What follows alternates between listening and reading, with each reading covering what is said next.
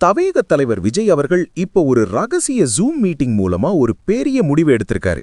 அந்த மீட்டிங்ல அப்படி என்னதான் பேசுனாங்க? ஏன் திடீர்னு மாவட்ட செயலாளர்களை கூப்பிட்டாரு?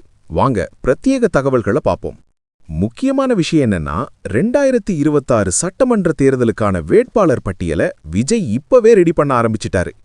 இன்னைக்கு நடந்த அந்த ஆன்லைன் ஆலோசனையில 734 தொகுதிகளுக்கும் விருப்பமனு கொடுத்த 10,000க்கும் மேற்பட்ட நபர்களை எப்படி ஃபில்டர் பண்றதுன்னு ஆதமர்ஜுனா முன்னிலையில ஒரு பெரிய பிளான் போட்டிருக்காங்க.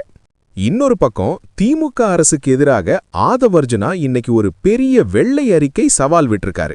28 லட்சம் வேலைவாய்ப்பு கொடுத்ததா சொல்றீங்களே, அதுக்கு ஆதாரம் எங்கேன்னு அவர் கேட்ட கேள்வி இப்போ ஆளுங்கட்சிக்கு ஒரு பெரிய நெருக்கடியை உருவாக்கியிருக்கு. அது மட்டுமில்லாம வர்ற பிப்ரவரி 13ஆம் தேதி சேலத்துல நடக்க போற விஜயின் மக்கள் சந்திப்பு கூட்டத்துக்கு போலீஸ் அனுமதி கிடைக்குமா இல்லையான்றதுதான் இப்போதைய ஹாட் டாபிக். 25 to 54 வயசுல இருக்கிற நமக்கு தெரியும் நம்ம பசங்களுக்கு வேலை கிடைக்கிறது எவ்வளவு முக்கியம்னு. தவேகா இப்போ வேலை வாய்ப்பு மேட்டரை கையில் எடுத்திருக்கிறது ஒரு ஸ்மார்ட்டான மூவ்.